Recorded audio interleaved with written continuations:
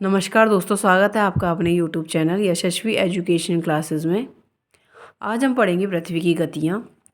ये class 6 NCERT का topic है, भूगोल का, और इससे related questions mostly competition exam में पूछे जाते हैं। एक मोस्ट इम्पोर्टेंट टॉपिक है।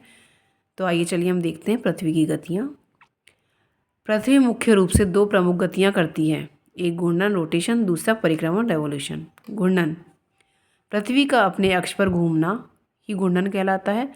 पृथ्वी अपने अक्ष पर पश्चिम से पूर्व दिशा में घूमती है। एक चक्कर 24 घंटे में पूरा होता है। पृथ्वी के घूर्णन की वजह से क्या क्या होता है? दिन तथा रात होती है। दैनिक ज्वार भाटा की स्थिति में परिवर्तन आता है। पवन तथा समुद्री धाराएं विक्षेपित होती हैं। विक्षेपित मतलब टकरा करके पलट जाती हैं। हम देखेंगे पृथ्वी अपने अक्ष पर 23.5 डिग्री झुकी हुई है। अपने अक्ष पे झुके होने के कारण पृथ्वी का कक्षीय सतह से 66.5 डिग्री का कोण बनाती है।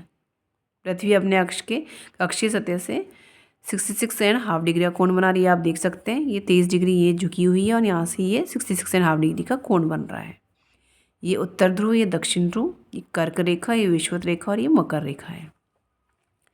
प्रदप्ति वृत्त, प्रदप्ति वृत्त क्या होता है? ग्लोब पर वह वृत्त जो दिन तथा रात को विभाजित करता है उसे प्रदप्ति वृत्त कहते हैं।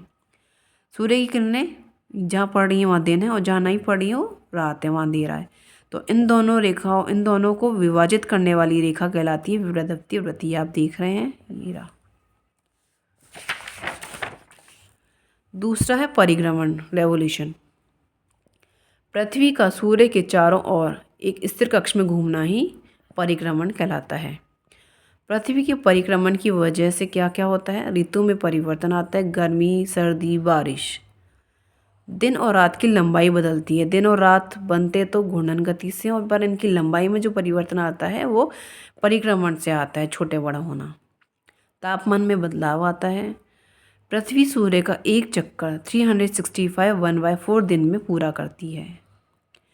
एक वर्ष 365 दिन का हम मानते हैं।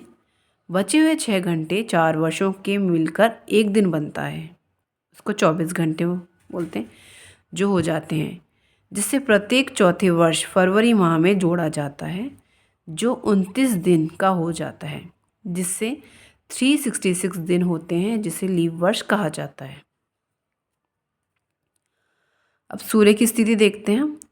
जब सूर्य उत्तरी गोलार्ध में कर्क रेखा पर सीधा पड़ता है तो 21 जून को, तो उसे हम उत्तरी अयानात कहते हैं। जब सूर्य की किरणें दक्षिणी गोलार्ध में मकर रेखा पर सीधी पड़ती हैं तो उसे हम दक्षिणी अयानात कहते हैं। ये 22 दिसंबर को होता है। और जब सूर्य की किरणें विषुवत रेखा पर सीधी पड़ती हैं 21 मार्च को, तो उसे हम वसंत विषुव कहते हैं। जब सूर्य की किरणें विषुवत रेखा पर 23 सितंबर को सीधी पड़ती है तो उसे हम शरद विषुव कहते हैं। ठीक है।